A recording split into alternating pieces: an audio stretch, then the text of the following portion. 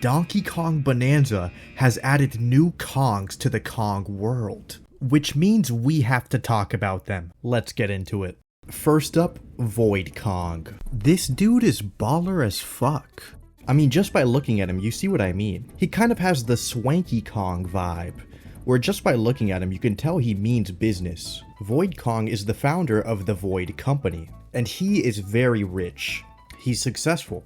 And because of that, he kind of has an ego. He just thinks he's the shit.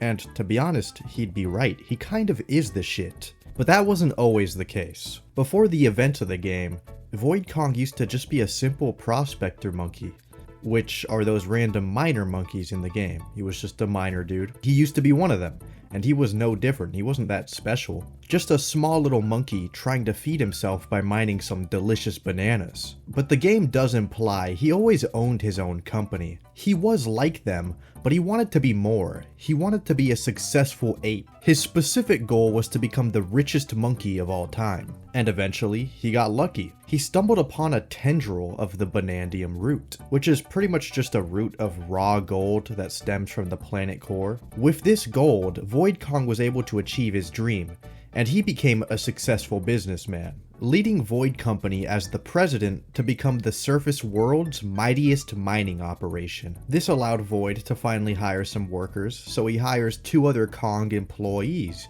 Grumpy Kong and Poppy Kong. And his relationship with the 2 is interesting. He apparently treats them like garbage, so they aren't fully loyal, which may make you question why they stay. Well, the reason is because the pay is that fucking good. These Kongs get benefits. But Void has to sustain this payroll and make more money for himself. So he eventually learns about the planet core. And the planet core is special because it actually houses the Banandium root. And it said if you talk to the root, you can have any one wish granted. And Void Kong wants to wish to have eternal wealth. He's pretty much fucking cheating. But I'm gonna be honest, that's a completely valid wish to have. Void Kong may be kind of a dick, but he's a Kong that's looking out for himself. It's the rule of the jungle, and all he wants to do is survive and thrive. But it's not necessarily gonna be free. He needs to put into work to get his hands on the Banandium root. So with the help of his new employee Grumpy Kong, he creates an army of many different warriors. They each have their own names. They don't have like a group name specifically, unless you just want to call them the Void Company. But if you notice, all of their names end in oid, like Void. These are Void's guys. And their goal is to protect the underground from anybody trying to progress and steal the Banandium root. He's willing to get to it with any force necessary. He even seals the lower layers off from people above by covering it in weird Void Company voodoo. And this is all pretty efficient. This shows that Void Kong is a pretty impressive businessman actually. I mean, he thought out this plan pretty well. He even was able to have Grumpy Kong build the fucking sun. Now, it's not actually a sun, but it fucking looks like it, right? I'm not tripping. It's essentially a giant drill, and that is going to help them get to the planet core. It's fueled by the Banandium gems. There's even a point in the story where they can't progress any lower because they ran out of the bananas. Void Kong has one last weapon though, and that's this little banana remote of his. The powers this thing wields is not fully explained. It actually does a bunch of different stuff, but the main thing seems to be turning people into stone, which is what he did to Pauline before the beginning of the game, and then he eventually turns DK into a rock too. This thing is just kind of interesting to me. It's not even a power exclusive to Void either. It's just an actual magical banana remote, and anyone can use it. And we know this because later when K. Rool gets his hands on it, it works perfectly fine. It seems incredibly supernatural. I guess money really can buy you anything here. But back to Void. As the game goes on, Void Kong progresses deeper and deeper, and eventually he gets to the planet core. But then suddenly King K. Rool shows up and like kills the dude. Okay, well, he's not actually dead, but this is the last time we ever see him in the game. It's only revealed in the post-game that he's not dead at all. He got punched into the drilling machine and was just kind of stuck there for a while. When Grumpy Kong went to check on his machine, he saw Void, he took pity on him, and then freed him. And after that, Void ran off, never to be seen again. This means Void may actually come back one day. He's alive, but he is missing. But Void is definitely in a rough spot now. He's for sure poor again. I mean, in this game, both of his employees resigned, he lost his banana remote, and he has brain damage from K. Rool hitting him. It's gonna be a little hard to recover, and it's not really looking great for our GOAT. Void Company is no more, but if I've learned anything about Void Kong, is that he's a smart dude. I think there's a decent chance Void Co. will come back one day. And maybe Swanky Kong will fucking pull up too. Void Kong is actually based off of the marmoset monkey from real life. But next I wanted to talk about the Prospector Monkey for a second. These guys are stupidly simple, but they are also really important. Before the game began, Donkey Kong and a group of Prospector Monkeys set out to Ingot Isle because they heard that the place was full of Banandium. So that's pretty much the only reason these guys exist. They are independent monkeys who are all here to try and find some Banandium gems, so they can feast on these potassium prisms. It's kind of an interesting goal, but that doesn't mean they don't like gold either. They'll take some free money as well if they see it. They just prefer the bananas, that's the main reason why they're here. Money is second to them. And that also kind of makes Donkey Kong a Prospector Monkey in this game too, technically. Like obviously he looks nothing like them and he's a different species, but the Prospector Monkey isn't really a species, it's more of just a group of monkeys that want to go mine for Banandium. In the Japanese version of the game, they're actually called the Coal Miner Monkeys, and that's kind of fucking stupid because these guys mine bananas, not coal. But when Void Kong shows up and pretty much destroys Ingot Isle, they go missing for a while, and they actually end up hanging out with Diddy and Dixie, finding a new passion for Ramby racing, which is a Ramby racing sport they made up while just being really bored and stuck in the underground. I mean, I get it, it was probably a pretty hopeless situation, no access to Banandium, and all you got are some Rambies? You make do with what you have, I suppose. It was only a natural conclusion. It's a fun way to kill time. But let's be realistic. If they were stuck down here forever, with no access to food, and DK didn't save them, how long do you think it would have taken them to resort to eating the Rambies? I know it's kind of a fucked up question, but it's also a realistic question, and I'd like your opinion on it. Poppy Kong. Her design is based off of the Lutung monkey, and Poppy is a pretty interesting character too. Despite being an antagonist in this game, she's not really a villain. She seems to have good morals. The only reason why she's an antagonist is because Void Kong is paying her well, and her job is to be the director of intelligence at the Void Co., which means she's responsible for gathering intel. It's the easiest way to say it. Just by what I've told you already though, we know she's a Kong that looks out for bread. And honestly, a lot of the Kongs in this game seem to love money. But you can really tell Poppy Kong has expensive taste specifically. The Banandium chip earrings, the fucking banana cuffs, golden lipstick, this Kong is bougie as fuck. So yeah, she has expensive taste. But like I said earlier, she has good morals. Late in the game, her and Donkey Kong get stuck in jail. And once DK frees her, she helps find Pauline. And this is after DK beat her ass earlier in the game. She recognizes their beef as purely business. She only fought Donkey Kong because she had to. Poppy Kong is also very resourceful, probably being one of the smartest Kongs we've ever seen. She has created so many devices, her golden glasses being one of them. These are called the IntelliSense Specs. These are installed with powerful sensors that pretty much let her see through walls. And she also has this perfume called Invis-Oo.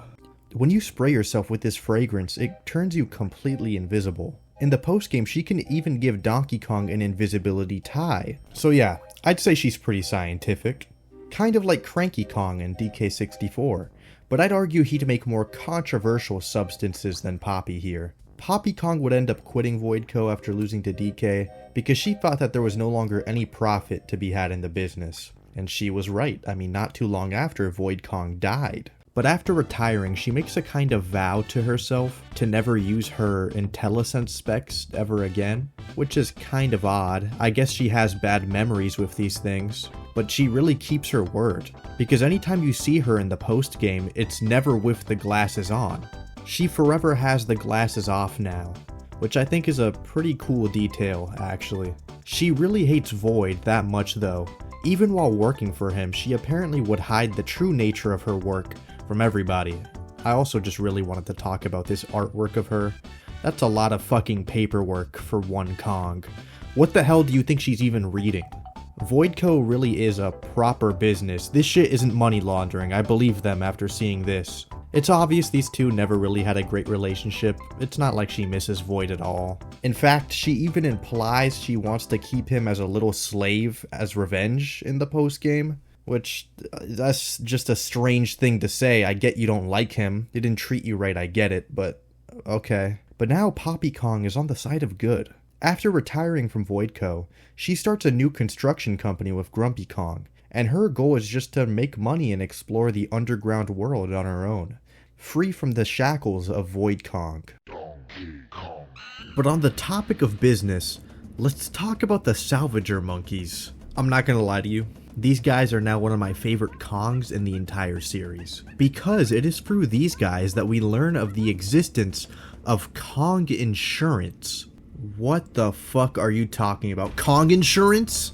This is real? I mean, I knew Tiny Kong was a tax official, and apparently she now runs the Tiny Bank in New Dog City. But Kong insurance is different levels of absurdity. How could this possibly work? How did the Salvager monkeys even make a functioning insurance system underground? These guys have zero resources. Do you know how they live? They literally live in fucking garbage. They feed off of actual litter from the surface world. Any garbage that falls underground, these guys fish it out of the water with magnets. They magnet fish for trash. That's literally what they do. And then they build their buildings and architecture with the said metal they fish up. Just how the fuck does insurance work in a place like this? The only way to see this message is if you literally break this dude's house. So I mean, like, he's talking about insurance, that is how it works in real life, but are they gonna compensate him with more garbage? But there's more to these guys. Let's continue on, man. These guys don't actually eat garbage, they love bananas. And you probably could have assumed that, but they live underground, so they can only eat banandium gems. And they apparently find them from fishing. Their entire way of life is just magnet fishing. And I think that's pretty cool. It's like they have their own culture. This does mean though that the banandium gems are indeed magnetic. This is confirmed because, you know, they're fishing them with magnets. The Salvager monkeys are cool, but they're also kind of dicks to anyone they don't know. They state themselves that they don't take too kindly to outsiders, and they treat anyone they don't know like shit. But once Donkey Kong proves himself, they do warm up to him. I really love the location they live in though, the lagoon layer. It's kind of crazy that this exists underground, and they must have been born here or something. These are actually the only real underground Kongs we've seen. Characters like Void, Poppy, the Prospector monkeys, they all come from the surface. They just happened to start mining because they heard of the plentiful resources underground. The Salvager monkeys, on the other hand, have been here for as long as we know. There's a lot of monkey theming going around too. Like, there are literal monkey plants embedded in the ground. Monkey tail flowers, monkey flags, even the fences look like monkeys. There's a chance they came from the surface, but it must have been their ancestors or something, because we can see ancient scripture paintings on the wall, implying they have ancient magnet fisher ancestors. Doesn't go too deep beyond that though. Despite having lived underground for so long though, they seem to know at least a little bit about the above world, since this monkey here states that he likes whales, because he thinks whales are cool. And that's something I can get behind. Whales are pretty cool. But that's about it for these guys. I think they're super interesting, and they have quite a culture. They eat stew, fish up garbage. They can apparently press the minus button to look at the map. These guys are pretty capable, and a super cool addition to the Kong family. I really like these guys. But they also have another pretty important Kong living among them. The Kong Elder. The Kong Elder is the leader of the Salvager monkeys. He rules over the quiet fishing village, and I know he looks nothing like them. But he apparently also used to be a salvager at one point, saying how he used to be the best junk and scrap salvager in all of the underground. But he probably still looked different from the other salvagers. I mean, he is a gorilla. And he says himself that DK reminds him of his younger self in his prime, smashing shit and shit. They used to be similar Kongs, but now he's too old for that. He's retired. All he does is watch over the village, but he's also a DJ for some reason. He teaches Donkey Kong the Kong Bonanza, and he's also one of the 5 rulers of the underground. And that's about it. I wish there was a little more to him, He's a pretty important dude, but there's just not much to him. But now Grumpy Kong. Grumpy is pretty dope. He is the director of manufacturing at Voidco, and I believe he looks really similar to the Monkey Kongs, the Kong rejects from DKC1, but there's no real confirmation that says he's a Monkey, cause he's definitely based off of an orangutan, just like the Monkeys and Lanky. There are now 3 orangutan Kongs, and we already knew in the past that Lanky Kong comes from the distant Yutan Island, like orangutan, that's the joke. So maybe Grumpy is in that boat too. Maybe he comes from Yutan. That's like too much theory crafting. I think it's very possible, but it's just dumb to pass this fact. I think it's interesting to talk about though. His design is also very cool. Unlike the other 2 Voidco members, he seems to not care as much about how he dresses. He isn't all fancy with fur coats or anything, just an average mining outfit. But if you look closely, you can notice that his pickaxe is actually banana colored. And he also has a banana mallet. So he's actually one of the coolest Kongs I've ever seen. Like I was saying earlier though, he is the director of manufacturing, meaning he builds all of the enemies Donkey Kong faces in this game.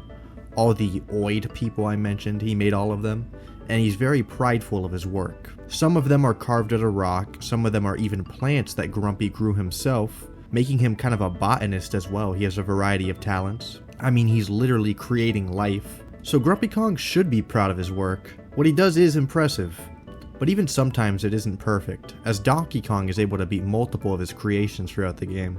And Grumpy just kind of accepts it. He gives DK his respect for being able to surpass him. But Grumpy Kong isn't necessarily a nice guy either. I wouldn't call him a villain. I think he has a very similar role to Poppy where he's a good guy, just a very stern Kong. But he can be kind of a dick. It's just his personality. He's still actually a good guy. I mean, the only reason he worked for Void was for the money. But I mean, yeah, he has a little bit of an attitude. Grumpy Kong is the type of guy that just wants to do his job, and do his job well. But he always needs that monetary incentive. His talents go further than just creating enemies though. In the post-game after retiring from Voidco with Poppy, he starts a construction company with her. I mentioned this earlier. But this is when we find out he was able to perfectly replicate a warp gong, which is interesting because he's not a little eel man. I mean, this is the eel gong essentially.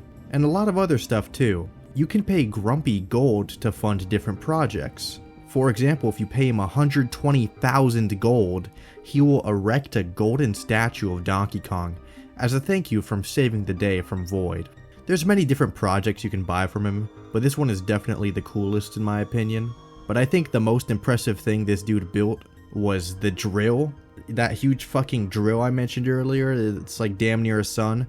I can't even comprehend how he built this. Kong Insurance is super impressive, but I think Grumpy even surpassed that. This is essentially a nuclear weapon. This would demolish a small city, but it's okay. He won't demolish a small city, because he's chill with Donkey Kong. I mean, look at that fist bump. That's trustworthy enough, I think. But if you're too paranoid about the nuke and want to kill him just to be safe, you actually can kill him. After you beat Grumpy Kong in a boss fight, he kinda just sits there. But if you grab a rock and put it behind him, it pushes him. So if you keep pushing him toward the hole, eventually the game just doesn't know what to do. But then the game decides there's only one thing it can do. Grumpy Kong is dead. And that's every new Kong added in Donkey Kong Bonanza. These Kongs are so much fun, so great, and I'm glad I got to tell you everything about them. I really do like our new Kongs, and I think they fit into our Kong family super well. It's like they've been here from the very beginning. If you're a Kong, you're a family. Thank you for watching.